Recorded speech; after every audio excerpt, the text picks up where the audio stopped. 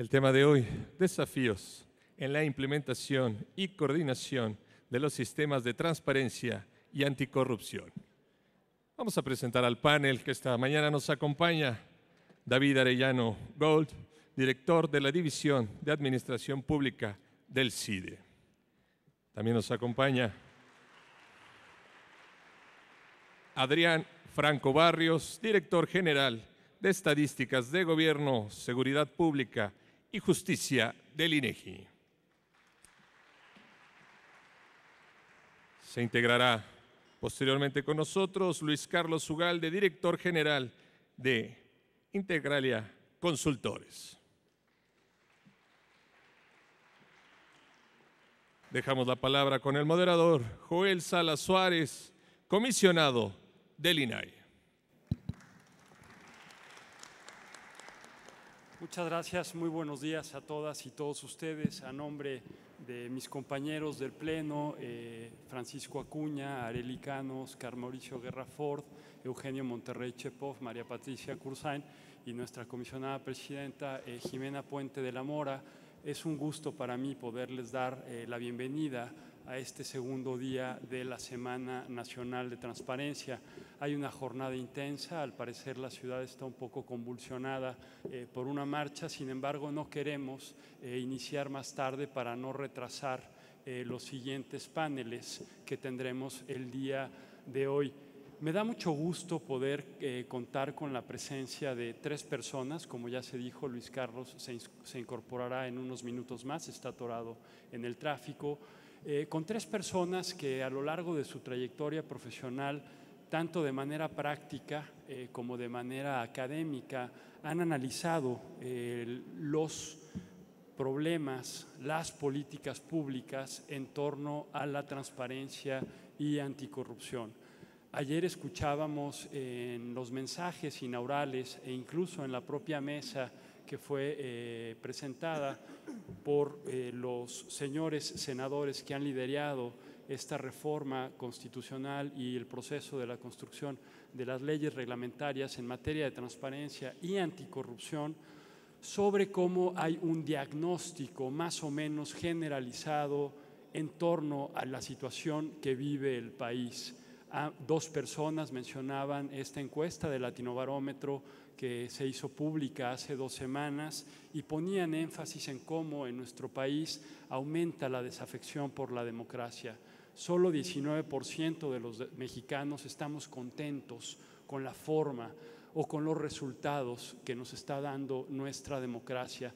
Y pudiésemos decir que así como en los años 90 se construyó este horizonte temporal en torno a generar un pluralismo político, una clara competencia electoral, al parecer hoy, y así lo escuchamos por las distintas voces representantes del Estado mexicano, parecería ser que existe un consenso que la manera de revitalizar nuestra democracia, que la manera de reconstruir el vínculo de confianza entre autoridades y ciudadanía pasa forzosamente por una clara definición de políticas públicas en materia de transparencia y anticorrupción.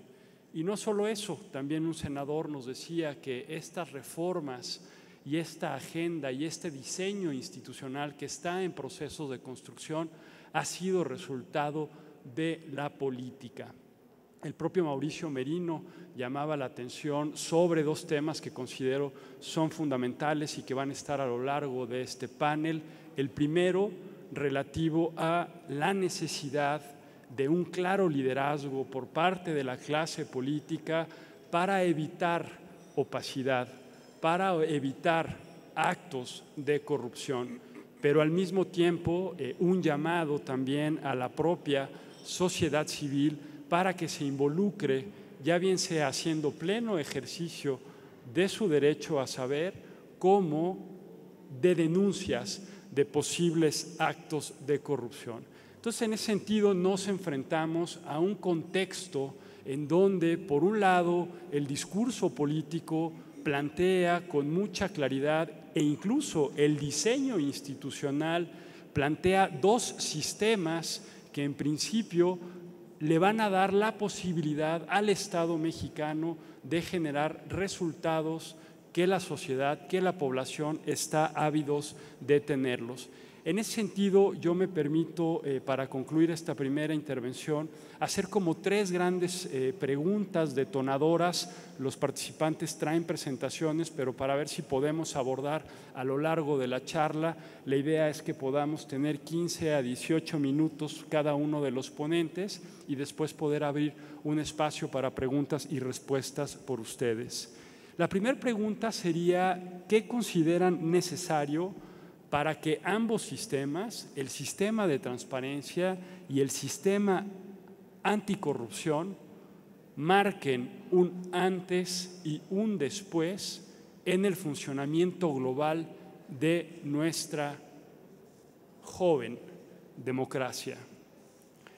La segunda pregunta es, por el momento no tenemos información empírica que nos permita ser optimistas en el sentido de que mayor transparencia permita reducir cabalmente la corrupción.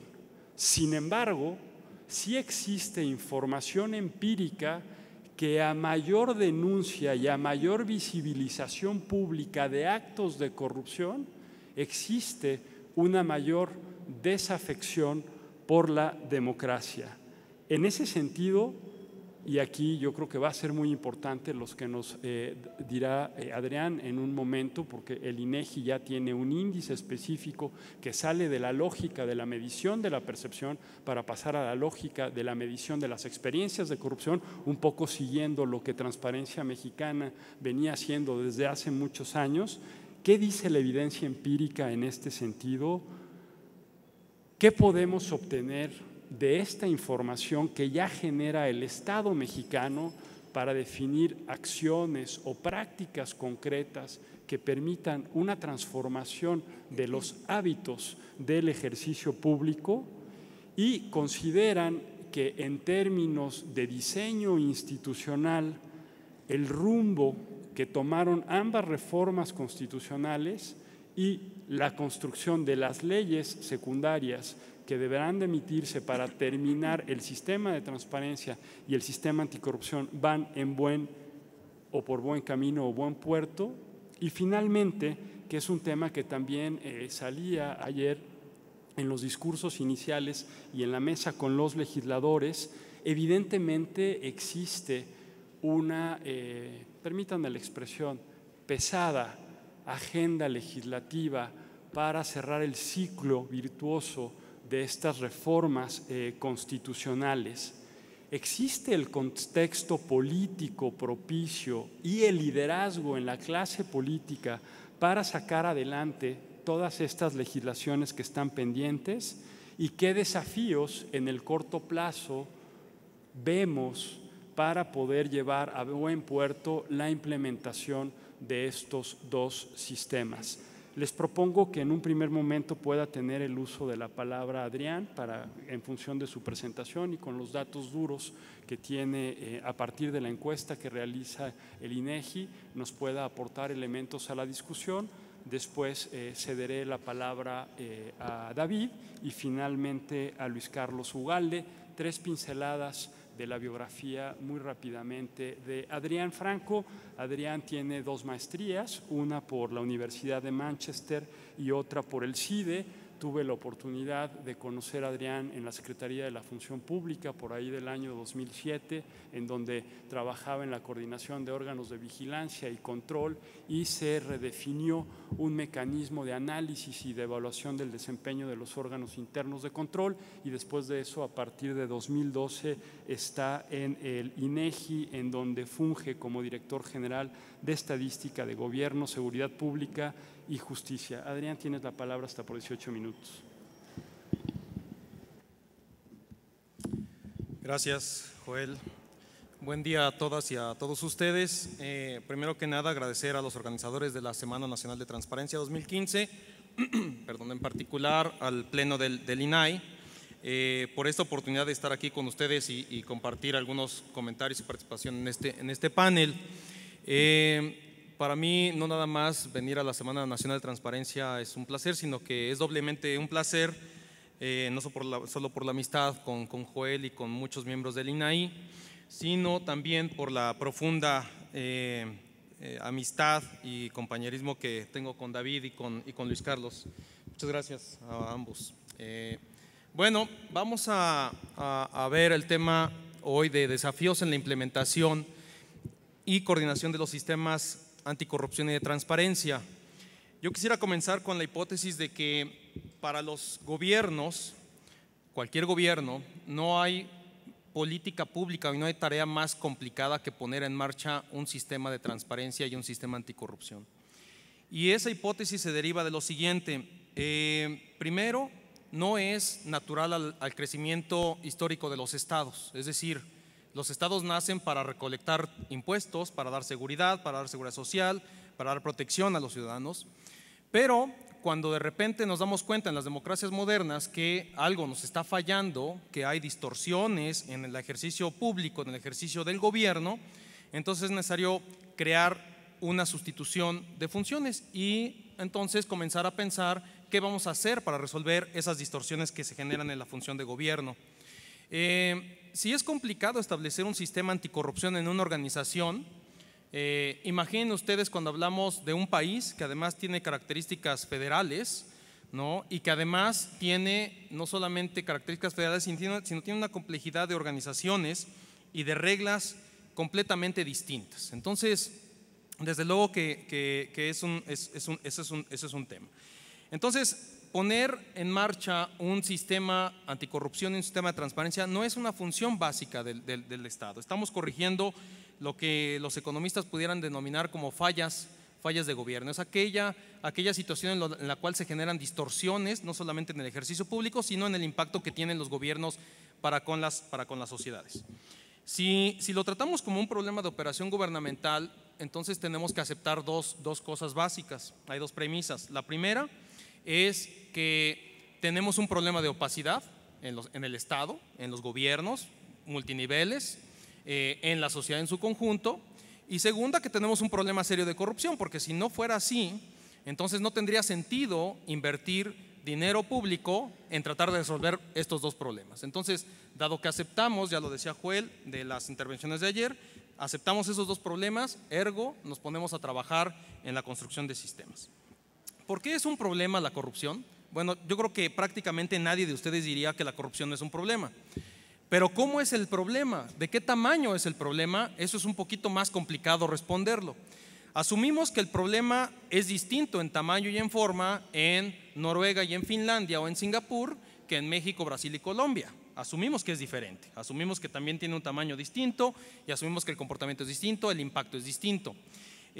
No hay medidas universalmente aceptadas para definir el tamaño del problema de la corrupción en el mundo. No hay una medida universalmente aceptada, no hay metodología universalmente aceptada. ¿Qué es lo que sí tenemos? Quisiera presentar algunas láminas. La primera que ven ahí es percepción de corrupción a partir de una encuesta que hicimos por segunda ocasión en el 2013. Es la encuesta nacional de calidad de impacto gubernamental, con la cual fuimos a 33,000 hogares a preguntar sobre cómo los ciudadanos recibimos los bienes, trámites y servicios de todos los ámbitos de gobierno. Pero además medimos también cómo es la interacción con los gobiernos y, en su caso, si sufrieron de un acto de corrupción. En este particular les comento, la corrupción, por ejemplo, se percibe muy alta en las policías, en los partidos políticos, en los diputados y senadores, en los ministerios públicos, en los sindicatos, en los magistrados y jueces, pero también se percibe alta entre los ciudadanos, es decir, 1 de cada 5 personas cree que sus vecinos son corruptos o que pueden caer en actos de corrupción y que 1 de cada 5 parientes puede caer en un acto de corrupción o que ha pagado un acto de corrupción. Eso es lo que también nos lleva a pensar que no nada más la corrupción está desde el punto de vista del sector público, no es privativa del sector público, el sector privado la tiene y la tiene también entre los individuos. Segunda lámina, por favor, siguiente. La otra es que es muy frecuente, se percibe como un tema muy frecuente. Si nosotros nos sentamos aleatoriamente aquí y platicamos entre nosotros, seguramente con nombre y apellido sabremos de alguien que por alguna u otra razón pagó un acto de corrupción, sea una llamémosle una mordida a un agente de tránsito, o tuvo que pagar un dinero adicional ilegal para el registro de su vivienda o de su casa. Entonces, ¿es un tema frecuente? Sí, 3 de cada 4 ciudadanos de este país o mayores de 18 años en zonas urbanas considera que la corrupción es un tema frecuente en el gobierno estatal, mucho más, sigue el gobierno municipal y el gobierno federal. Siguiente lámina, por favor. Perdón, se ven muy claras las láminas, se ven muy blancas, pero otro tema, tamaño de la corrupción, un vistazo. Tenemos 2 datos ahí. El de arriba es, de la misma encuesta, el tamaño del total de trámites con experiencia de corrupción, es decir, ciudadanos que fueron a hacer un trámite ante una ventanilla del sector público, federal, estatal o municipal, y que tuvieron que pagar un acto de corrupción, 7.4 millones, de un total de más o menos de 300 millones que se estimaron para ese año, 7.4 millones. Pero tenemos otro dato abajo, y es el de los sanciones aplicadas. Los 2 datos derivan de fuentes muy distintas. El de abajo es del censo de gobierno. Nosotros vamos a todos los gobiernos y les preguntamos, entre otras cosas, ¿cuántas sanciones aplicaste? Bueno, en ese año se aplicaron 12,000 sanciones. En el de arriba es la estimación del total de víctimas de corrupción en el país. De trámites y servicios con corrupción. Aquí nomás llamar la atención a dos cosas para ustedes. La primera es la enorme diferencia que tenemos entre los datos de registro y lo que la realidad nos dice, ¿no? ¿Cuál es el problema? Pues el problema es que si trabajamos con el registro que tenemos de una actividad que es oculta, pues no vamos a hacer nada. Si ese fuera el dato, entonces este país no tendría un problema de corrupción. Tenemos 12,110 sanciones aplicadas. ¿Eso qué significa? Que por estado le tocan como a 378. Si yo le digo a un gobernador, oiga gobernador, tuvimos 378 sanciones por corrupción, pero tenemos la mitad de pobres en este estado, ¿a qué le aplicarían el dinero? Pues a los pobres, a las comunicaciones, a la informática, al remozamiento de los edificios, pero entonces la corrupción no sería un problema. Entonces, dada la enorme diferencia entre los 2 datos, lo que tenemos aquí, el planteamiento principal es la relevancia de la información estadística para hacer política pública. Si tenemos 7 millones de actos de corrupción, y vamos a ver otros datos, entonces esto sí se convierte en un problema que no nada más abarca a un pedacito del país o a un gobierno, sino prácticamente a todo el país. Siguiente, por favor. Víctimas de corrupción. Este es el dato fundamental de la encuesta que refería también Joel hace un momento, y sucede lo siguiente. Tienen ahí 3 barras frente a ustedes. La primera es la población que cree o ha escuchado que en los trámites y servicios que realizó durante 2013 hay corrupción. Prácticamente 1 de cada 2. La mitad de la población cree que en los trámites y servicios que solicita o que hace el gobierno tiene corrupción. Eso es lo que cree. La segunda barra es, esas mismas personas, se les pregunta si ellos saben que un familiar o una persona muy cercana a ellos en los trámites que realizó tuvieron o realizaron actos de corrupción durante el 2013. Si ustedes observan, de la percepción bajamos a la cercanía del pariente o del amigo. Pero aún más, a esas mismas personas se les pregunta si cuando fueron a hacer uno de los casi 300 millones de trámites que tuvimos en el país, fueron víctimas de un acto de corrupción, son 12,080. Entonces, de la percepción a la victimización también hay una gran diferencia. ¿Ese 12,080 es mucho o es poco? No lo sabemos. México es el único país que tiene este dato.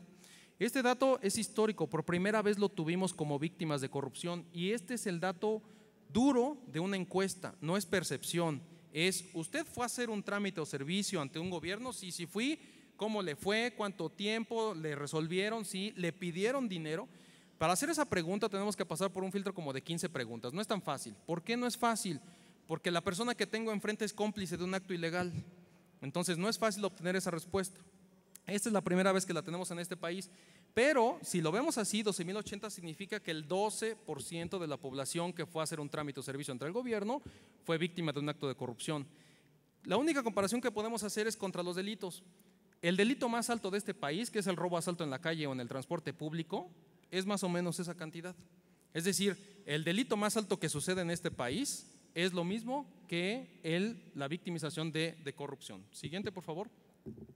Bueno, la corrupción también tiene impactos de cualquier naturaleza, la deforestación de los bosques, el que no se inscriban los niños a la escuela, que no se construye la escuela, que la educación pública puede estar muy baja, que seamos opacos, que no lleguen inversiones, etcétera. Pero también se puede estimar el costo de cuánto nos cuesta a los ciudadanos pagar actos de corrupción. Por ejemplo, frente a los ministerios públicos, en un solo año, más de 1,600 millones de pesos. Frente a los juzgados, 600 mil millones, frente a las autoridades de seguridad, 1.100.000 millones, 1.100 millones, etcétera, etcétera. Es decir, podemos hacer estimaciones también del costo monetario que obliga a las personas a desembolsar dinero para pagar actos de corrupción. Entonces, la corrupción tiene impacto, tiene tamaños diferentes y hay varias medidas que necesitamos asegurar para hacer política pública. Siguiente, por favor. Bueno, ¿a qué se enfrentan los gobiernos entonces en el diseño, implementación, operación y coordinación de un sistema de transparencia y anticorrupción en el país? Pues se enfrentan a multiplicidad de reglas. Tenemos 3 ámbitos de gobierno en el Estado federal mexicano, hay estados unitarios, seguramente será un poco más sencillo o menos complejo. Tenemos reglas en la federación, tenemos leyes en los estados, tenemos reglas en los municipios.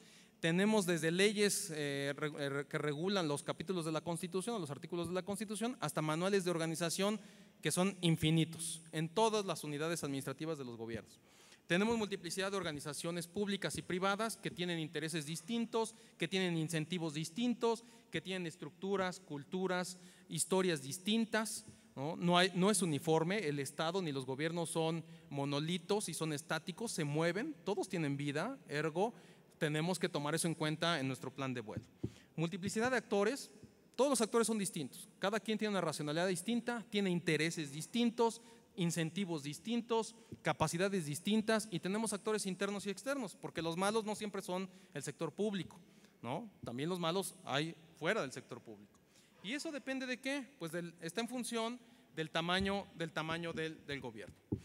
Entonces, dentro de los desafíos que se presentan en la implementación de estos sistemas, de un sistema de transparencia y anticorrupción, tenemos un problema definido por mucho tiempo, recurrente, grande, sistémico, que es oculto además, que es difícil de rastrear, que es difícil de dimensionar, y para ello se plantearían cuatro retos principales para que, como nos preguntaba el moderador de la mesa, podamos ir haciendo un plan de vuelo que haga a estos 2 sistemas vivir. Lo primero es establecer reglas efectivas y eficientes. Cuando hacemos reglas, pues hacemos reglas porque atendemos una necesidad o porque se nos ocurrió o porque verdaderamente queremos resolver un problema.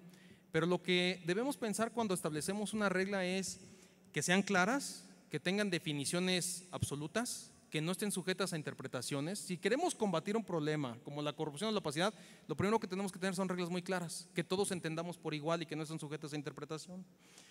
Que atraviesen estas reglas marcos regulatorios diversos y dispersos.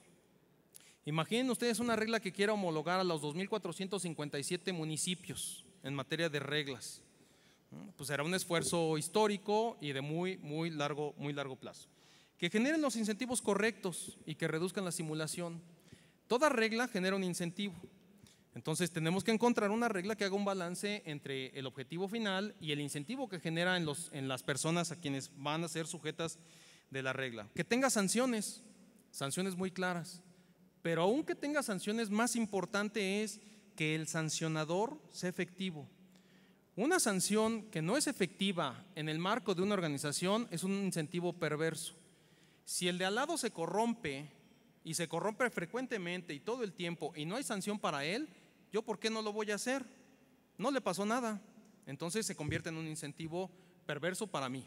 ¿Es un incentivo incorrecto? Sí, es un incentivo correcto. ¿Por qué sucede esto? Porque el que tiene que sancionar a este no lo pudo sancionar o no lo quiso sancionar. Entonces, ese es un tema. Ahora, hablando de sanciones, si ustedes observan el cuadro de frente, verán que tampoco somos muy buenos para sancionar. La historia de sancionar en el país no nos ha ido muy bien.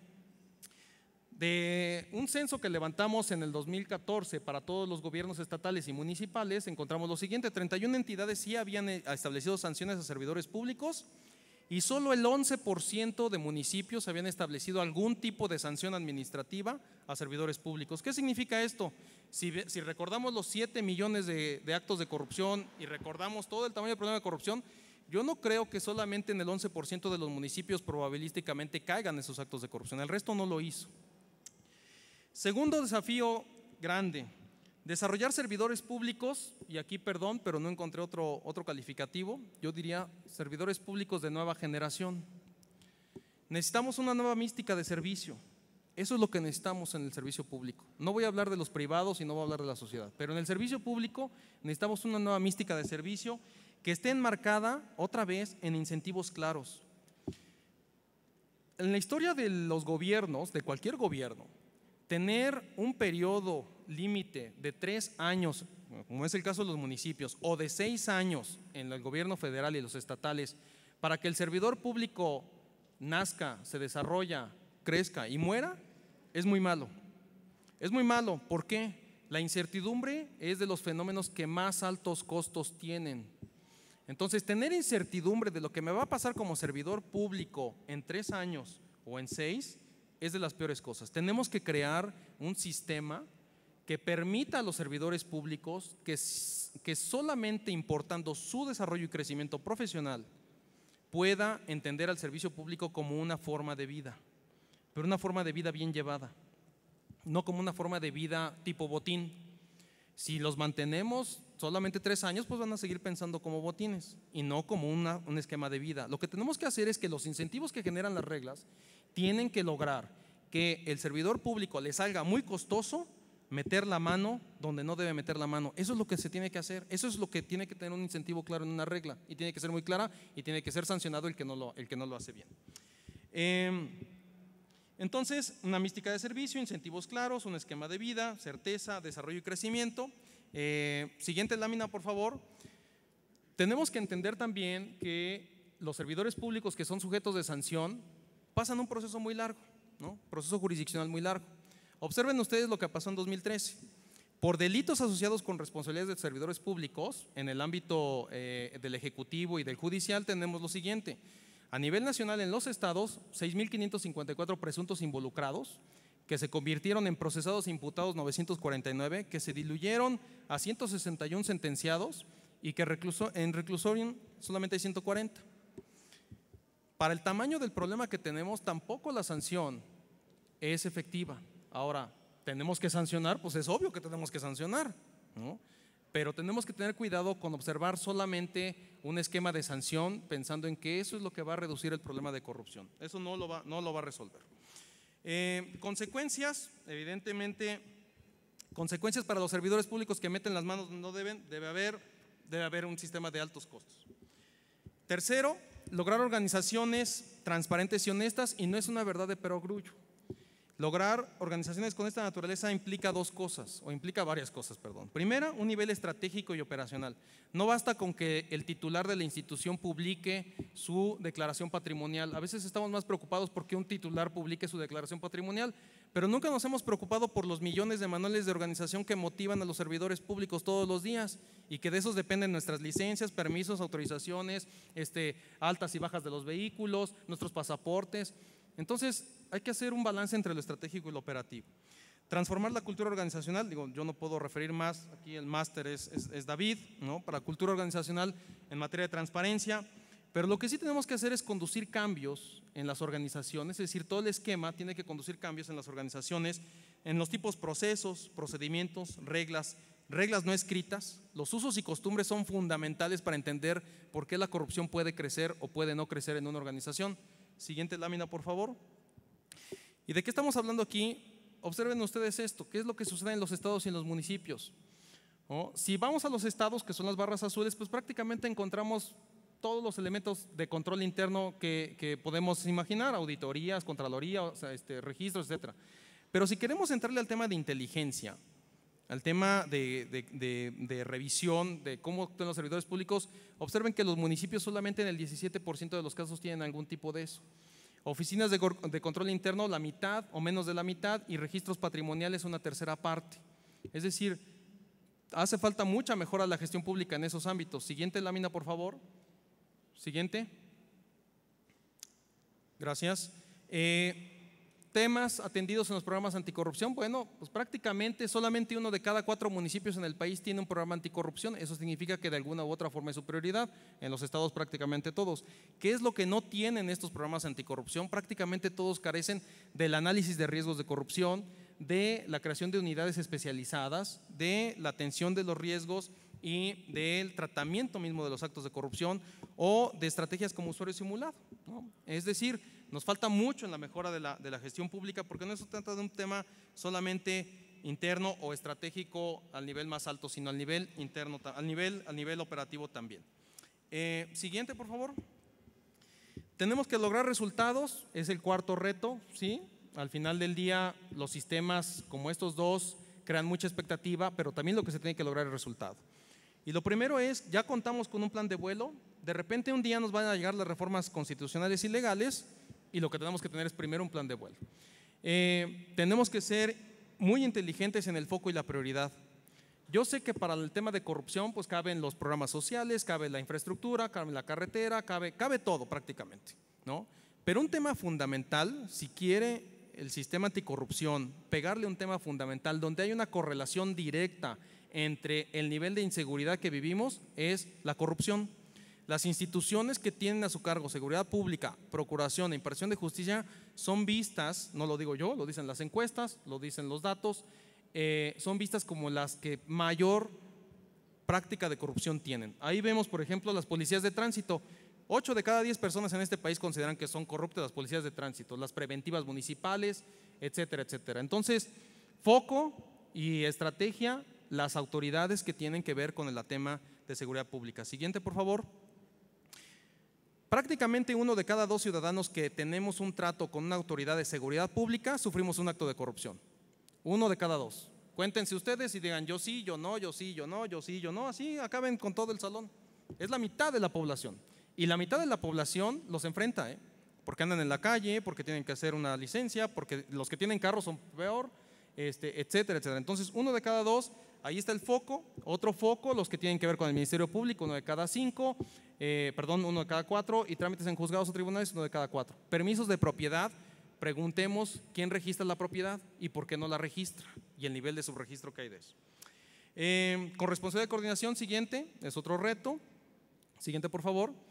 Si ustedes observan, esta es la proporción de personal que en los gobiernos estatales y municipales se dedica a esos temas. Mejora de la gestión gubernamental, importantísima, control interno, planeación y evaluación y transparencia. Prácticamente es menos del 0.1%. 0.1, no llega al 1%, es 0.1% en ambos casos. Entonces, cuando hablamos de un sistema nacional tenemos que coordinarnos. La pregunta es, ¿y con quién me coordino? Esto es un reto, hay que crear capacidades en las entidades y en los municipios. Eso es parte del plan de vuelo. No están hechas los municipios y los estados para atender esos temas. Entonces, por favor, en el plan de vuelo también incluir en la lista cómo crear capacidades en los ámbitos estatal y municipal. Siguiente, por favor. Y por último, un reto grande es, pues ya implementamos todo, ya hicimos muchas reglas, ya nos metimos a capacitar, ya hicimos todo, ¿ya se resolvió el asunto? No, al final del día no. Hay que medir. Y hay 2 medidas fundamentales para esto. La primera es percepción. Tenemos que resolver un problema de percepción de corrupción que tenemos desde los años 40 en este país. En los años 50 se hacían bromas socialmente aceptadas para todos sobre el tema de corrupción y de cómo las personas nos podíamos arreglar con un agente de tránsito. Eso quiere decir probabilísticamente que ya era un problema de todos, desde los años 50, 1950. Entonces tenemos que revertir, que sigamos viendo a los policías como los más corruptos, al vecino, a mi familiar, al Ministerio Público. Esto tiene que cambiar. Esta es una primera medida, pero esta es percepción. La segunda medida, por favor la siguiente, tiene que ver con las víctimas. Podremos haber hecho todo lo demás, pero si no eliminamos a las víctimas de actos de corrupción en los ámbitos de gobierno, prácticamente no habremos hecho nada. Tenemos 12% de la población que fue víctima de un delito durante 2013, ese dato lo vamos a actualizar pronto el próximo año, estamos levantando la nueva encuesta, pero ahí lo ven ustedes. Los estados más fuertes son los que tienen más marcadas víctimas de corrupción, pero de todos modos va desde el 5% de la población de una entidad hasta prácticamente 18 de cada 100 en otras entidades. Y yo con eso acabaría. Muchísimas gracias a todos, buena suerte.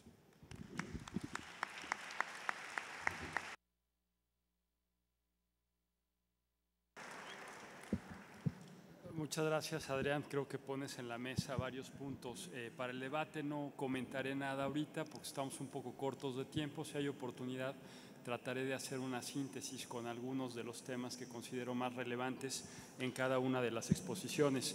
Pero creo que va a ser una transición muy tersa el darle la palabra ahora a David, porque efectivamente pues es uno de no diría solo de los mexicanos, sino de sociólogos organizacionales más importantes que existen en la Tierra, y no exagero al decirlo, y esto me da la pauta para introducir 3 grandes líneas de la biografía de David.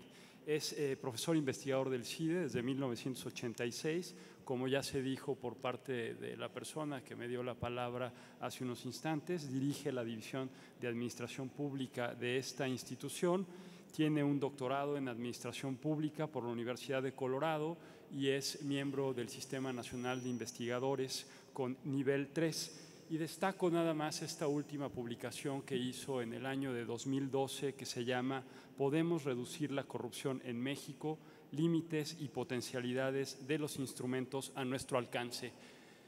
Es importante la voz de David porque también tiene una publicación en donde habla de la importancia que dialogue la comunidad académica con la comunidad práctica, y si mal no recuerdo esa publicación se llama Salir de la Torre de Marfil. Tienes la palabra, David, hasta por 18 minutos. Muchas gracias por acompañarnos. Al contrario, muchísimas gracias, muy buenos días. Bueno, yo traigo una presentación, pero van a disculpar entonces que más bien me vaya por las preguntas que hizo Joel, y algunas de las láminas de la presentación probablemente las pondré de ejemplo, por considerarlas de interés. Digamos que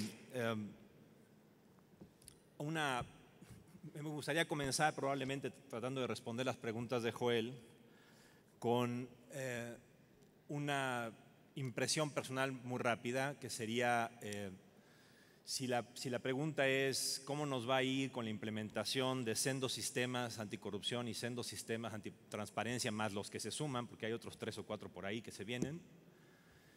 Bueno, pues yo creo que la respuesta es muy rápida, ¿no? No nos va a salir como pensamos, eso se los puedo asegurar.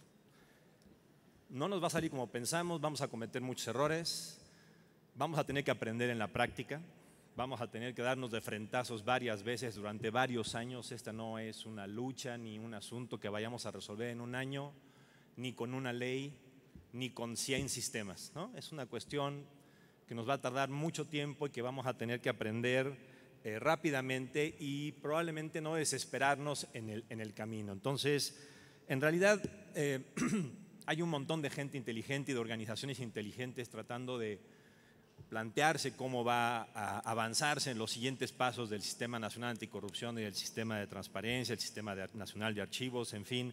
Yo no me voy a meter tanto a esa discusión de los sistemas, sino en realidad me gustaría concentrarme en el siguiente paso, es decir, comenzar a prever estos asuntos que van a empezar a fallarnos y que yo casi puedo asegurar que nos vamos a dar varios frentazos y de que vamos a tener que pues hacer algunos pasos para atrás y rehacer algunas de nuestras ideas y reconsiderar varias de las estrategias que tenemos pensadas en estos momentos, ¿no?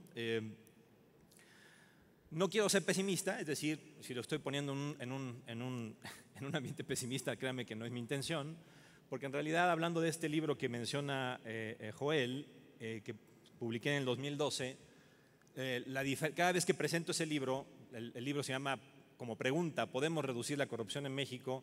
Y créanme que conforme iba yo presentando el libro, más o menos el 80% de la gente me decía que no, que la respuesta era que no, y que qué pensaba yo en 2012. Conforme las presentaciones fueron avanzando y fuimos ya metidos en toda esta dinámica de la anticorrupción y de los escándalos de corrupción y luego del Sistema Nacional Anticorrupción, conforme platico con la gente, la buena noticia es que la gente me comienza a decir que sí se puede, que ahí viene ya el sistema, que ahí viene ya la ley, que ahí vienen muchas cosas. Entonces, eso ha sido interesante porque en un plazo muy rápido, en 3 años de que este libro salió ahora, creo que las expectativas de las personas han cambiado y creo que eso es una muy buena noticia. Ahora, decía Joel, el problema de las expectativas que en general en esta joven democracia le damos a todo lo que hacemos es muy alta. Es decir, rápidamente pensamos que por hablar de una palabra rimbombante como sistema de transparencia o sistema anticorrupción, creemos que eso va a ser suficiente para en realidad, como una bala de plata, resolver el problema casi de un tirón, ¿no? En ese sentido yo quisiera decir que habría que tener cuidado con las palabras, más allá de si es un sistema o no y si nos va a salir bien todo al principio o no. Lo que queda claro es que no hay ninguna bala de plata en esto. No hay una bala de plata porque en realidad no estamos hablando, creo yo, del fenómeno de la opacidad o el fenómeno de la corrupción. En realidad tendríamos que estar comprendiendo que cuando hablamos de opacidad y de corrupción estamos hablando de relaciones sociales, no de fenómenos. No es el conejo que nos salta de los hoyos sorpresivamente. No. La opacidad y la corrupción son relaciones sociales que vivimos día a día en la organización, en nuestra empresa, en nuestra relación con el gobierno, en nuestra relación con nuestros familiares. Estos datos que Adrián planteaba, ¿no? Donde la gente sospecha que sucede la corrupción, sospecha que sus familiares pueden ser corruptos. En efecto, porque la corrupción no es una patología, una enfermedad que salta como un virus, sino en realidad está tejida y construida en las relaciones sociales entre las personas. Tanto la opacidad como la corrupción yo las veo como relaciones sociales, y eso implica entonces que tenemos que enfrentarnos con una serie de datos antiintuitivos, como el hecho de que nosotros mismos, ciudadanos, participamos de la corrupción y formamos parte de la lógica de la corrupción. Tan nosotros como ciudadanos, como empresarios, como funcionarios públicos, hemos hecho una vida de la lógica de la corrupción. Sí es feo decirlo, sí puede ser que nos dé pena, pero también es cierto que tenemos que enfrentar esa realidad, porque la vivimos en muchas de nuestras relaciones, vinculaciones, integraciones, forma en que educamos a nuestros hijos. Es decir, el hecho de que sea una relación social nos habla de una complejidad que vamos a tener que enfrentar, y que por eso muchos de los problemas que vamos a enfrentar muy rápidamente con los sistemas anticorrupción es que no nos van a salir las cosas rápidamente por eso, porque no enfrentamos una película de buenos contra malos. No es eso, no es una película de John Wayne. Aquí no hay un grupo de buenos que no son corruptos y de malos que son corruptos. Aquí hay una relación social mucho más densa. Esta frase que está en la pantalla, yo quisiera que la leyeran conmigo con cuidado, porque es una frase que saqué de un estudio sobre corrupción, pero que me la he encontrado sistemáticamente de diferentes maneras en muchos estudios. Fíjense lo que dice, ¿no? Es una frase de un alto funcionario acusado por corrupción, que dice: nunca creeré que hice algo criminal. Lo que hice fue seguir el trabajo. Si doblé algunas reglas, ¿quién no lo hace? Si me van a castigar, tendrían que destruir todo el sistema. Si soy culpable, muchos otros entonces lo son también en este mismo momento. Lo que yo hice lo hacen muchos otros y lo seguirán haciendo. Castigarme solamente a mí es simplemente hipócrita. Esta frase es una frase enormemente común en los estudios de corrupción y en las entrevistas que se han realizado en el mundo respecto de lo que las personas acusadas por corrupción piensan.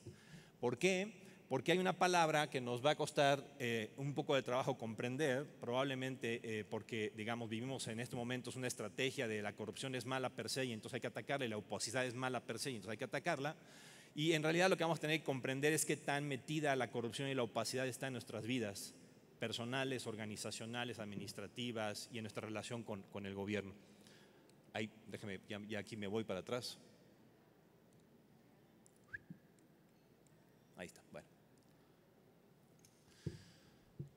El conceptualizar, el ver a la corrupción como una relación social implica que podemos encontrar dos efectos muy, vamos a llamarle contradictorios, pero que yo creo que cada uno de nosotros podrá entenderlo rápidamente en su vida cotidiana. Uno es que la corrupción puede ser que en nuestro país, es muy probable, ya sea una corrupción sistémica o, como llaman algunos otros autores más rudamente, una industria. Es decir, hay un montón de gente que ya ha creado un camino de relaciones, empresas, gobiernos, personas, gobiernos, ciudadanos, trámites, donde la corrupción es lo que prima, la manera en que la maquinaria funciona. Y no solamente funciona, sino además hay gente que está encargada de que la maquinaria siga funcionando de esa manera. Ese es un primer elemento que nuestros diagnósticos sobre corrupción no están viendo con mucha claridad, que es el hecho de que hay una maquinaria organizada de corrupción. Eso no se va a atacar solamente metiendo a la gente a la cárcel. Ese es uno de los problemas que tenemos. No se va a atacar simplemente acusando y a través de un proceso penal, sino vamos a tener que tener otro tipo de estrategias organizacionales, de educación, de transformación de las lógicas entre empresas y gobierno, entre gobierno en sí mismo y ciudadanos y gobierno, para romper con la maquinaria.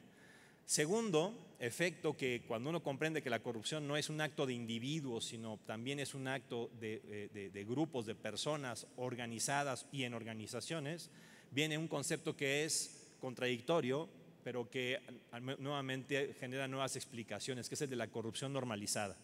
Cuando la corrupción se hace normal, estás entrando en una dinámica de una sociedad que no nada más es el funcionario público en la ventanilla, como muy bien el INEGI ya está midiendo y está analizando, sino también es las profundas interrelaciones familiares, personales, sociales que hay entre empresarios y gobiernos y gobernantes, entre los políticos y los ciudadanos en lógicas clientelares sistemáticas a través de los partidos políticos, en las propias relaciones personales que nosotros establecemos con nuestros servidores públicos en la ventanilla, con el policía de tránsito, que es otro nivel de corrupción también, y que en todas ellas los caminos normales ya están establecidos.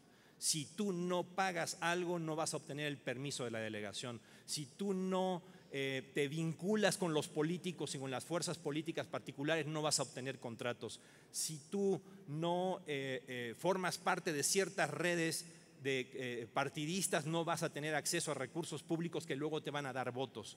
Eso es lo que se llama corrupción normalizada, y creo que en el país este es uno de los diagnósticos más probables que tengamos, las dos cosas: una corrupción hecha una maquinaria y una corrupción normalizada. Cuando la corrupción se hace normal, el problema justamente es cuando se hace indeseable, que ese es el dilema, creo yo, de largo plazo que tenemos en el país. Alguien me decía que una manera de explicarlo técnicamente sería: a todos nos convendría en general que la sociedad mexicana fuera menos corrupta, pero el costo de empezar siendo uno el que rompa la dinámica es muy alto.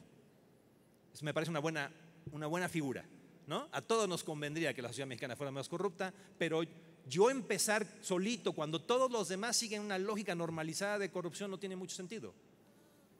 Voy a pagar muchos costos. Yo, si soy el primero que no le doy la mordida al policía, si soy el que no entro en relaciones políticas para tener un contrato, si soy el que no me vinculo a una lógica clientelar si estoy en un partido político, ¿se entiende? Es decir, por eso no es una película de malos contra buenos, ¿no? Sino que es un grupo de personas que estamos como sociedad en una trampa social. Todos nosotros estamos en esa trampa social. Y romper esa trampa social, el problema es quien dice: yo primero quiero romper la trampa y voy a pagar los costos de romper esa trampa, porque no va a ser ni con un sistema ni en un año que vamos a salir de esta trampa social donde nosotros mismos nos hemos desafortunadamente introducido. Sigo peleándome con él. Ahí está. Ah, no, ya me fui para otro lado. ¿Para dónde será tú? Sí. Sí. Es que quisiera yo pasar varias. ¿Otra más? ¿Otra? ¿Otra, por favor? ¿Otra? ¿Otra? ¿Otra? ¿Otra, por favor? ¿Más? Perdón, son muchos. Ahora sí, la que sigue. Ahí está. Bueno, entonces, si comprendemos ya no a la corrupción como este acto aislado o esta batalla de buenos contra malos, y comprendemos a la corrupción en esta dinámica muy social, humana, muy humana de la corrupción, donde nosotros formamos parte de esa lógica, tenemos que comenzar, por ejemplo, a hacer cada vez mejores diagnósticos sobre diferentes tipos de corrupción, porque no solamente hay un tipo de corrupción. El INEGI ha hecho un avance muy bueno, espectacular en varios de estos tipos de corrupción, pero vamos a tener que trabajar sobre otros tipos adicionales de corrupción. Miren, nada más por poner algunos ejemplos particulares. Lástima que no se ve. Bueno, lo que dicen estas barras de colores, la roja, la morada, la azul, ¿la ven? Son los tipos de corrupción legalmente establecidos hoy día, que son fraude, peculado, soborno, cohecho, robo y malversación. Pero los que ven en las tres que están abajo son lógicas que no son directamente corrupción, pero que pueden llevar a corrupción, que es el tráfico de influencias, el abuso de autoridad y el que ya conocemos muy bien en México, pero que necesitamos estudiar todavía más, que es el conflicto de intereses. Me detengo en este punto del conflicto de intereses porque es muy interesante. Los primeros, los de las barras, son actos ilegales, directamente penales, ¿no?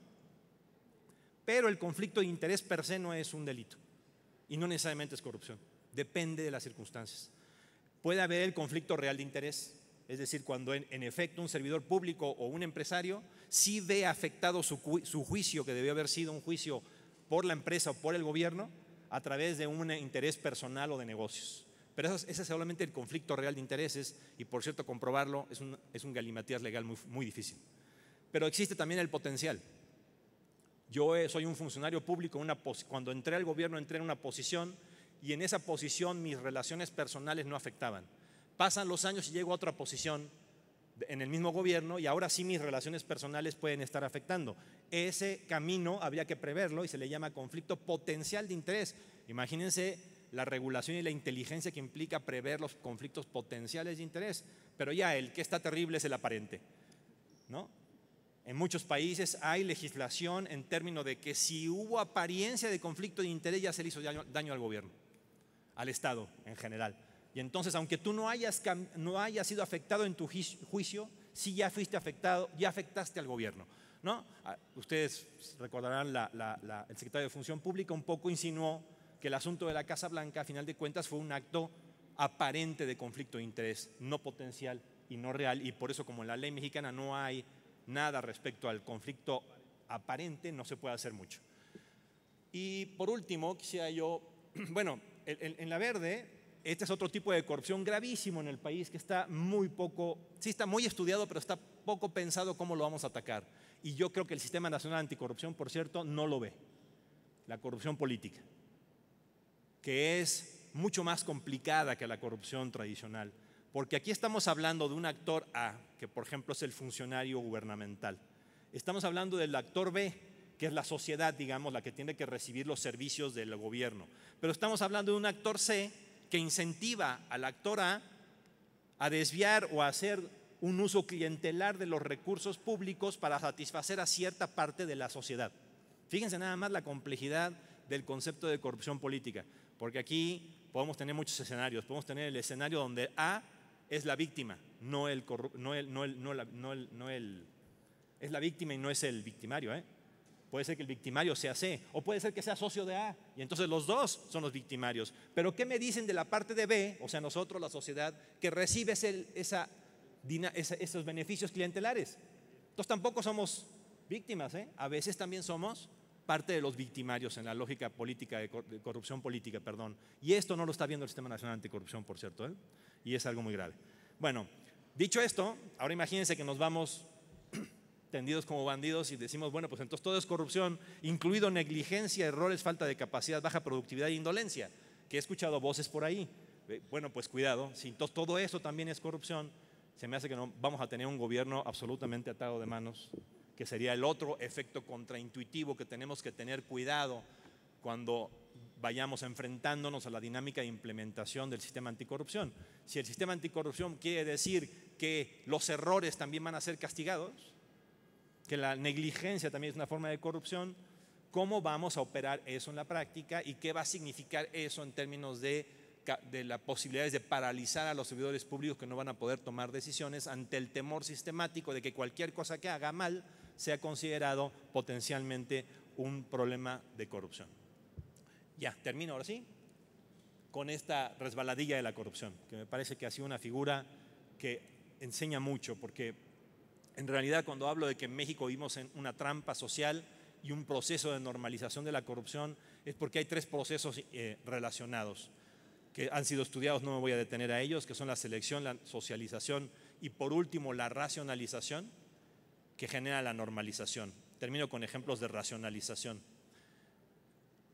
Tenemos que empezar a comprender muy bien cómo socialmente lidiamos con el proceso de racionalización que yo creo que ya vivimos en nuestra sociedad en términos de corrupción.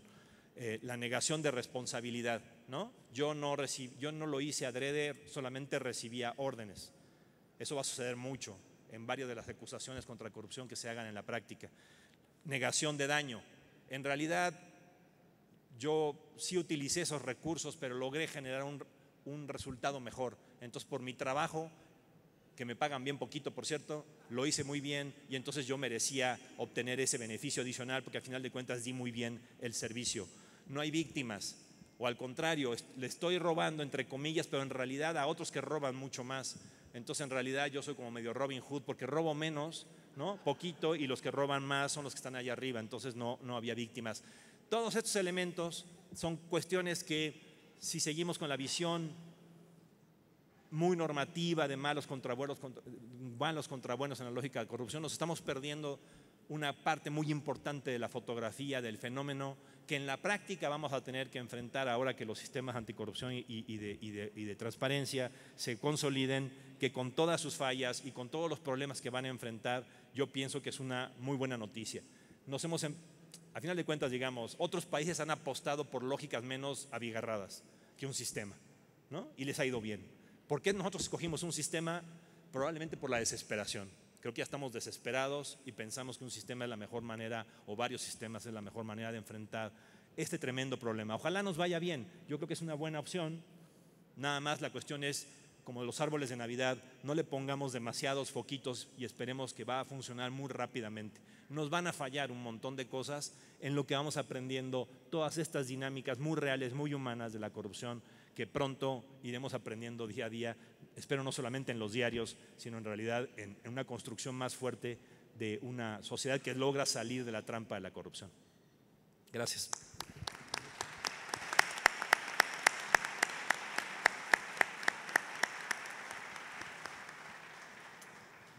Finalmente cedo la palabra a Luis Carlos Ugalde. Muchos de ustedes lo conocen, ya nos ha acompañado en otras semanas nacionales de la transparencia, ha sido funcionario público, presidió el hoy Instituto Nacional Electoral, y solo quisiera destacar una reciente publicación, en realidad desde el 2012, la revista Nextos en febrero, ¿no?, de este año, que se llama ¿Por qué más democracia significa más corrupción? Y probablemente Luis Carlos abonará en esto que David señalaba de la corrupción política, porque también tiene muy bien detectado qué pasó al momento en que se genera tanto una transición o una alternancia en donde se activan los mecanismos de control formales cuando se pierde la mayoría en la Cámara de Diputados, y qué sucede cuando hay cambios o alternancia política tanto a nivel presidencial como a nivel de los gobiernos subnacionales, cómo se negocia el presupuesto y cómo a partir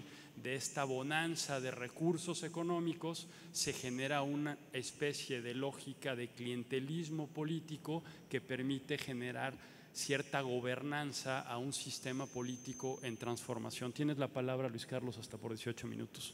Muchas gracias, Joel. Muchas gracias a los distinguidos panelistas y a ustedes. Ofrezco una disculpa por llegar tarde, pero la motocicleta del INAI me tuvo que ir a rescatar, así es que si me ven un poco despeinado, ya saben la razón. Hace rato me dijo la señorita que me fuera a peinar, fui a peinarme, pero no quedó muy bien.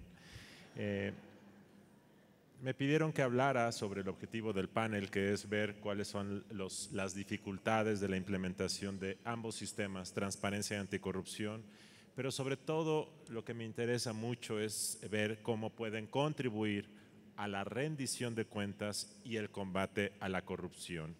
Y permítanme plantear 4 dificultades o 4 desafíos que veo para la implementación de ambos sistemas, y reitero, para ver cómo pueden contribuir a la rendición de cuentas y el combate a la corrupción, que es el fin ulterior de ambos sistemas. El primer desafío, el primer reto es tener claro cuáles son los objetivos finales, ulteriores, de impacto o globales de ambos sistemas. Hay un riesgo de endogamía o de vernos el ombligo y de pensar que como gestionamos muchas solicitudes de información o como recibimos muchas denuncias de hechos, en el caso de corrupción, por ejemplo, en su momento, entonces estamos cumpliendo la misión como instituciones.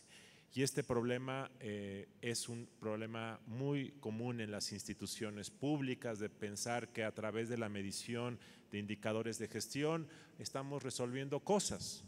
En el sistema electoral ocurre con frecuencia el decir, se revisaron miles y miles de informes, se tramitaron miles y miles de quejas de ciudadanos, por lo tanto estamos cumpliendo nuestra misión. Y por eso es tan importante saber cuál es el fin último, y esto que parece una obviedad no lo es.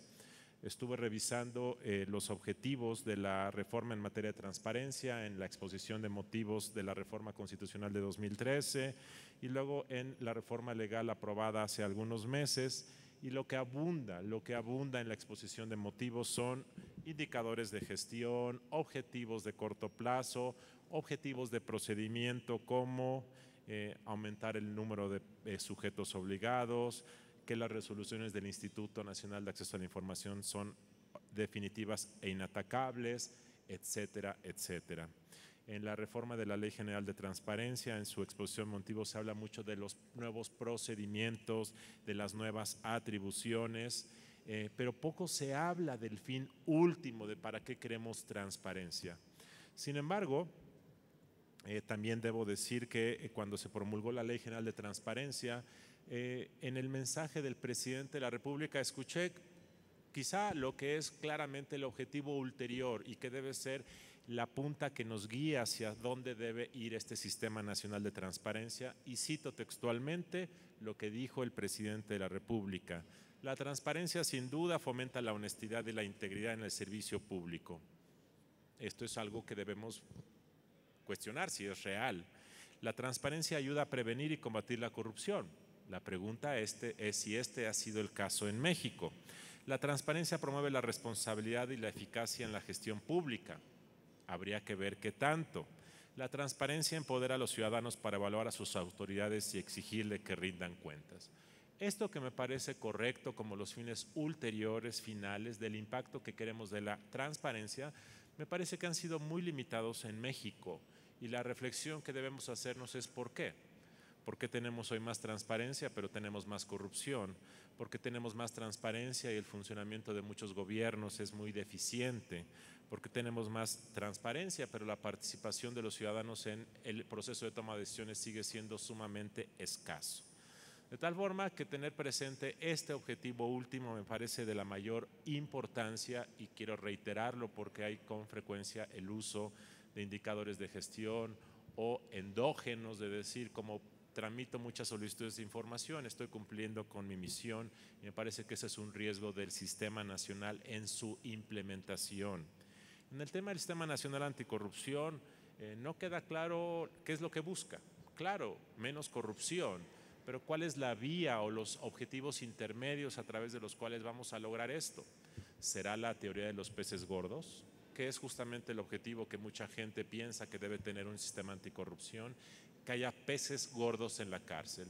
¿Será la prevención? ¿Será el promover un sistema de integridad? ¿Será mejorar el ejercicio del gasto público? ¿Ahorrar recursos presupuestarios? Cuando uno ve la motivación de la reforma constitucional en el Sistema Nacional Anticorrupción, no queda claro cuál es el objetivo orientador para saber si estamos cumpliendo con los objetivos del sistema.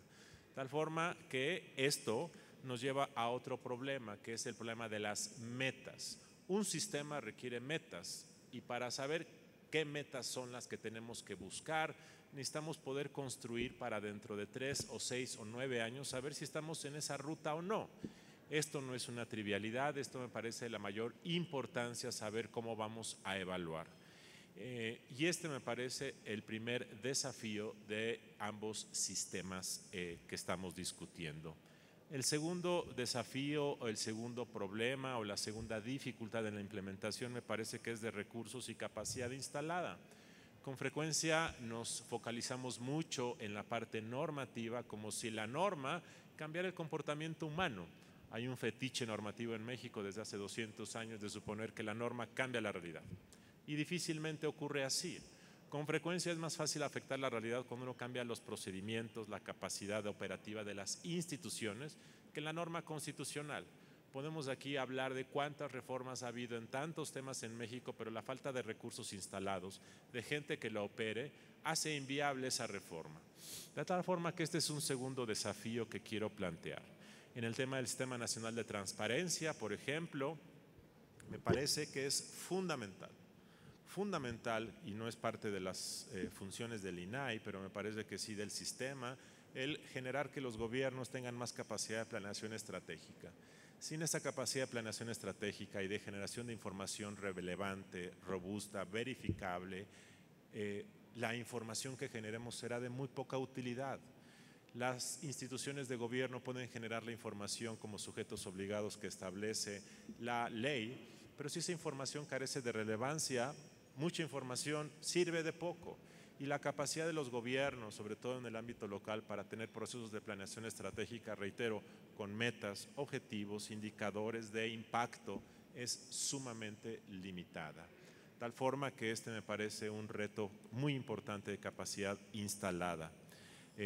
Lo es también el tema de la administración de los órganos garantes, aunque en este tema se ha dado mucho avance en todo el país, pero creo que se ha prestado menos atención a la capacidad de gestión de desarrollo de información. Se ha puesto mucha atención al tema de desarrollo de archivos, por ejemplo, pero me parece que la discusión de la planeación estratégica de los gobiernos, como el paso inicial para generar información relevante y que la transparencia sea útil, se ha puesto poca atención. En el tema de recursos y capacidad instalada respecto al Sistema Nacional Anticorrupción, me parece que hay temas de capacidad muy deficiente en los gobiernos locales. Pongo el ejemplo de las contralorías municipales.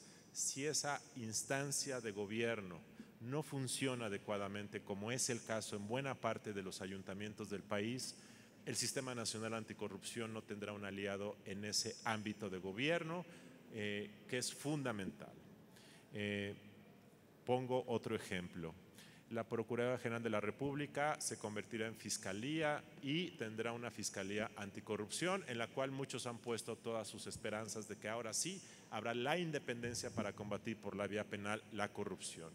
Pero si uno analiza actualmente cuáles son los recursos de la Unidad de Servidores Públicos, de investigación de servidores públicos, por ejemplo, que será el corazón de la Fiscalía Anticorrupción, verán ustedes que la capacidad instalada hoy, según me dicen, de menos de 30 funcionarios que cumplen la función de investigación, nos daremos cuenta que el surgimiento de esta Fiscalía Anticorrupción será rebasada por la cantidad de trabajo que tendrá. Si no somos, en este momento ponemos atención en desarrollar dentro de la PGR esa unidad para que tenga los recursos amplios, la Fiscalía Anticorrupción dará muy pocos resultados. Lo mismo ocurre con los recursos de inteligencia, de investigación, de responsabilidades de la Secretaría de la Función Pública, así como de la Auditoría Superior de la Federación. Estos son temas de capacidad instalada que pueden trabajarse ahora sin necesidad de esperar que la legislación secundaria esté en plena vigencia. El tercer desafío de la implementación de ambos sistemas es el de motivaciones.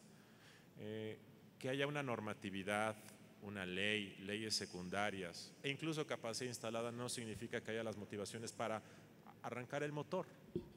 Claro, la ley obliga, pero también tiene que haber una motivación burocrática para que eso funcione bien y de forma adecuada.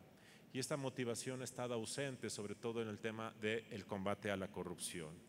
A mí me parece que la reforma que crea el Sistema Nacional Anticorrupción es una reforma virtuosa en sus elementos centrales, pero me parece que con las normas que tenemos hoy y las que teníamos hace 3 años, se pudo haber combatido la corrupción con una enorme eficacia en los últimos 15 años si hubiese habido la motivación o lo que se llama la voluntad política.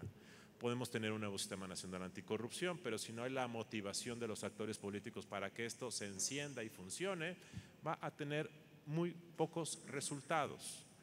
Pongo un ejemplo muy evidente y obvio, pero que se nos pasa día a día.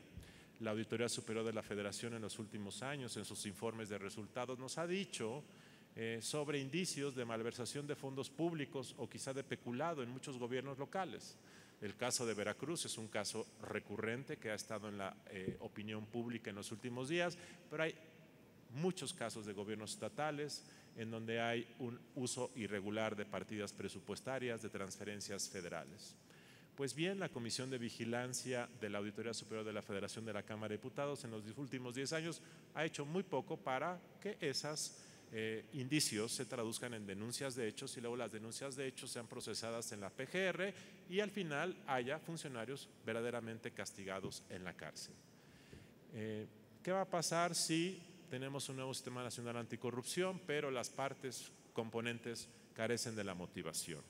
Claro, habrá independencia, habrá nuevos incentivos, habrá nueva protección para que quienes sean parte de este sistema, pero reitero, las motivaciones son fundamentales y esto no se construye a partir de las leyes.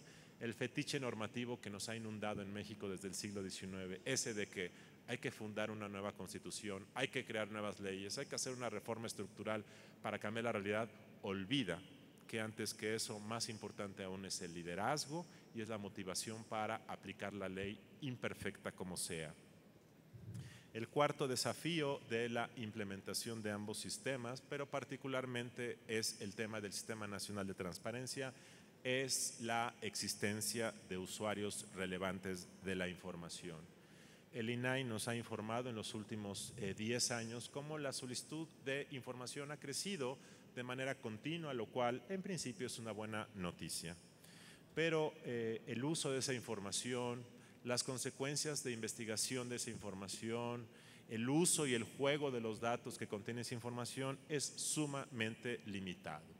Si tenemos de un lado de la mesa a funcionarios, legisladores, académicos promoviendo la transparencia, pero el otro lado de la mesa no hay usuarios relevantes de esta, el sistema estará muy corto. Y témome que ese ha sido el caso de México y lo seguirá siendo por mucho tiempo. Esto no significa tirar la toalla, por supuesto que no, pero significa simplemente tener claro que la carencia de usuarios relevantes de la información, vaya, a veces ni los medios de comunicación hacen un uso relevante, profundo de la información disponible porque se quedan en la superficie de datos de alto impacto mediático, pero sin relevancia para saber qué está ocurriendo en el funcionamiento de los gobiernos. Este me parece el desafío más importante del Sistema Nacional de Transparencia, el motivar usuarios relevantes, sofisticados, constantes del otro lado de la mesa y veo que hay muy pocos. Finalmente, el último desafío de ambos sistemas es que haya consecuencias. Y témome que una de las razones por las cuales la mayor transparencia que debemos aplaudir que hay en México, porque esa mayor transparencia no ha tenido consecuencias en, por ejemplo, reducir los niveles de corrupción, es que tenemos un sistema de transparencia que nos permite ver que el humo sale de la casa, jalamos la alarma para que venga el carro de bomberos, pero ahí se rompe el sistema, porque el sistema de alarmas no funciona correctamente y esto ya no es responsabilidad del INAI. Esto es responsabilidad del sistema de procuración de justicia, esto es responsabilidad de las Contralorías del Estado, esta es la responsabilidad de los medios de comunicación, que cuando vemos que hay un problema y jalamos la alarma, llegue el carro de bomberos y apague el incendio. Esta parte creo que está bastante deteriorada y creo que mientras la transparencia no tenga consecuencias, ¿cuáles? Sancionar a los que se portan mal, iniciar procesos penales, mejorar el funcionamiento de los gobiernos, esto va a tener un impacto limitado. Creo que la transparencia sí ha sido virtuosa, creo que la transparencia ha introducido una nueva forma de tener un discurso público, creo que la transparencia sí ha limitado el abuso que antes había, pero creo que frente a los retos del país la transparencia ha tenido todavía impactos limitados y esto tiene que ver con que la segunda parte de la ecuación, la de la procuración de justicia, la del sistema de alertas, la del sistema de sanciones, está todavía muy coja y creo que este es un desafío en la implementación de ambos sistemas. Muchas gracias.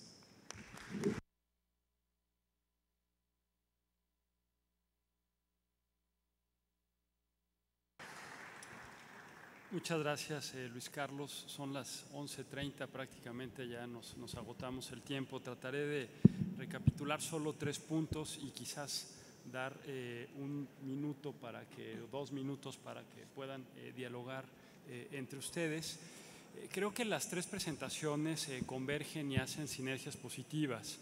Es decir, David con mucha claridad nos llama la atención sobre cómo la corrupción ya se normalizó en nuestro país y cómo los sistemas que se pretenden o que se están creando para romper esta normalización pueden generar grandes expectativas, pero los resultados tardarán tiempo y por lo tanto tenemos que ir aprendiendo sobre el camino. Esto que él llama muy bien, estamos en una situación de una relación social que está claramente normalizada, a eso obedecen los sistemas y creo que en la exposición de Adrián, que se complementa muy bien con lo que nos decía Luis Carlos, se señalan algunas cuestiones puntuales a las cuales habrá que observar en su adecuada y en su correcta implementación de ambos sistemas.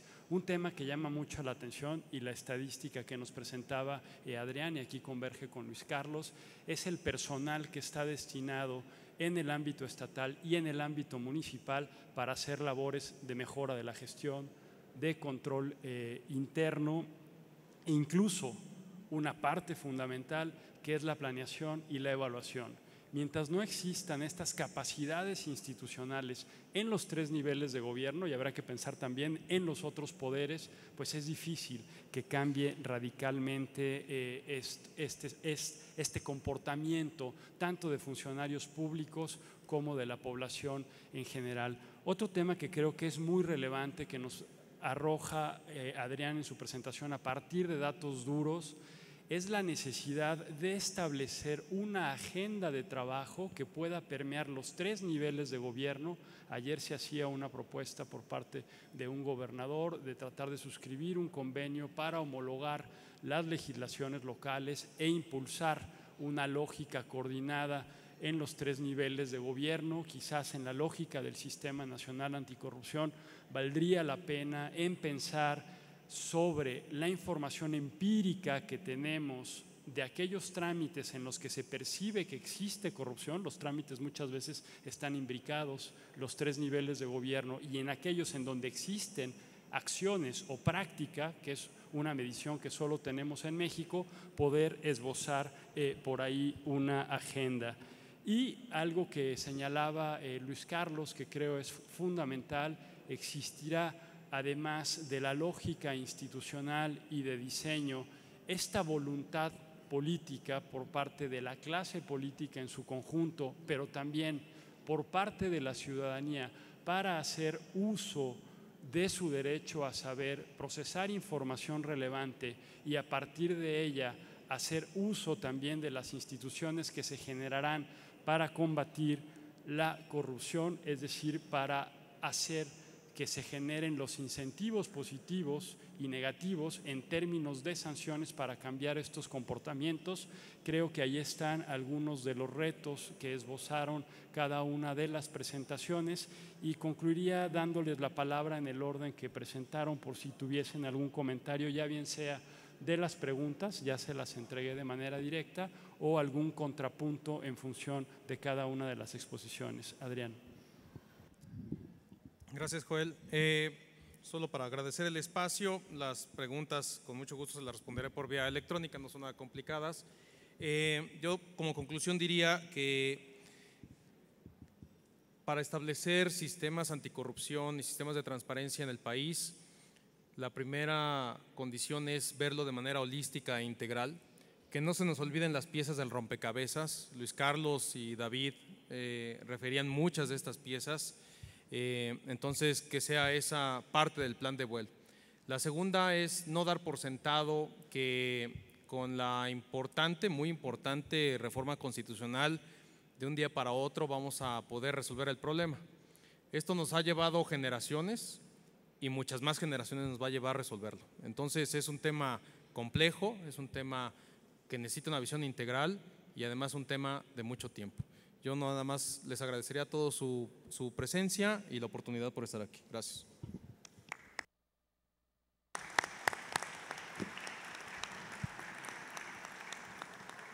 David.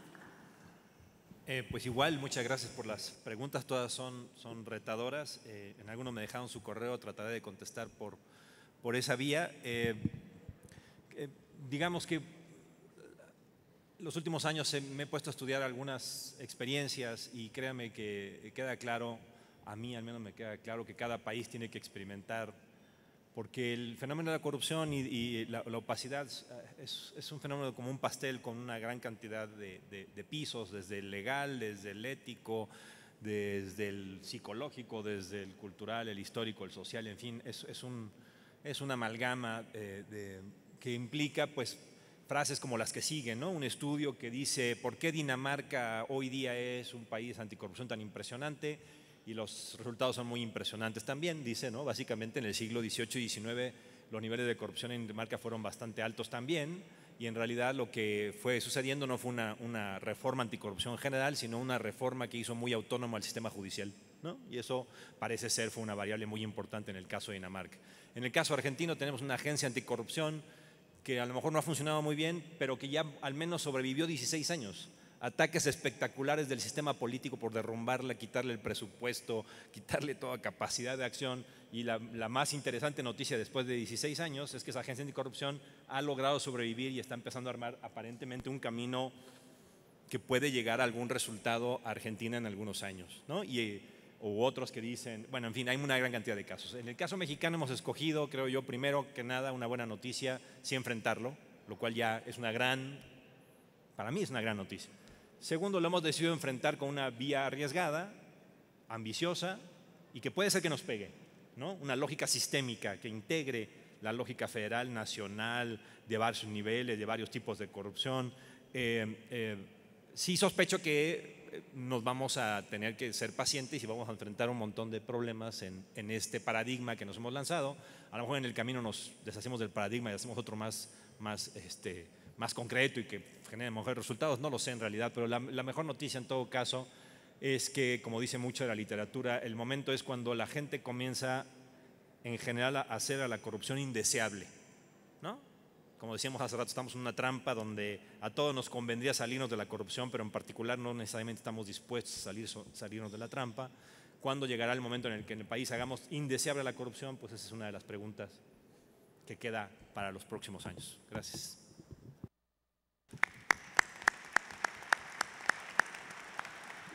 Finalmente, Luis Carlos. Yo creo que la corrupción es un problema fuera de control. Joel mencionó un texto que publiqué en la revista Nexus de febrero, reflexionando por qué tenemos más democracia y tenemos más corrupción. Muchos han cuestionado si esta provocación como pregunta es real, porque me dicen, no, lo que pasa es que hay más transparencia y por eso la corrupción se ve más, pero en realidad la corrupción es igual. Yo estoy convencido por estudios que hemos realizado en Integralia de que hay más incidencia, volumen y costos de la corrupción que en el pasado, y también hay más transparencia. No necesariamente se ve más porque hay un problema con el funcionamiento de los medios de comunicación que han limitado el que se vea la corrupción, pero en general yo creo que hay más corrupción, más incidencia, más costos, y creo que está fuera de control además. Creo que nuestra democracia ha tenido un problema de legalidad en su funcionamiento que ha impedido esto, y entonces la pluralidad ha detonado un nivel mayor de corrupción.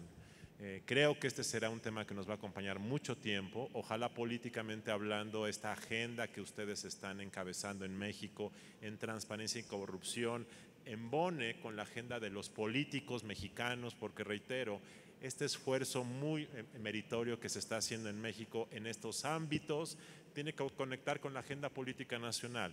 Está conectando, y espero que 2018, que es un año de elecciones presidenciales, esta agenda de la transparencia, la corrupción, la integridad y el combate a la impunidad sea la agenda eje, el clivaje político fundamental que determine el debate de las campañas y eventualmente al posible ganador de esa contienda.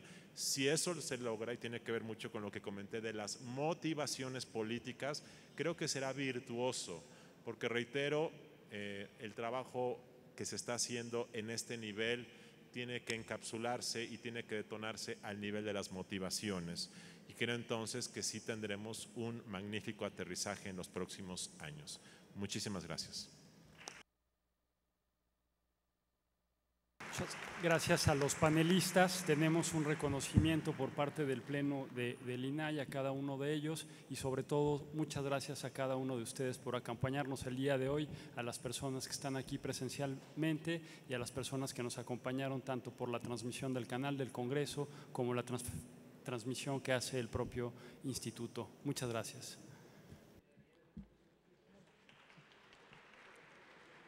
Los panelistas reciben por parte del INAE una moneda conmemorativa de la Semana Nacional de Transparencia 2015